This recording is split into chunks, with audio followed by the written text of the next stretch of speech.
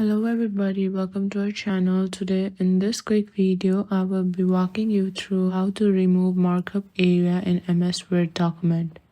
So without delaying any more further, let's delve into the video. So if you want to remove it, there are two different ways. Here the first one is go to the review tab. Then right under help, they will see all markup. Tap on the arrow button right beside it. Then select for no markup. Doing this, you will have your markup removed. Now the next way is under the all markup, tap on show markup and then select comments. So as you can see, the markup area is gone and your document sees spacious. So that's it. These are the two ways in which you can remove the markup from a document. If you find this video useful, please don't forget to give it a thumbs up and subscribe to our channel for more amazing contents. Thank you for watching. See you in the next video.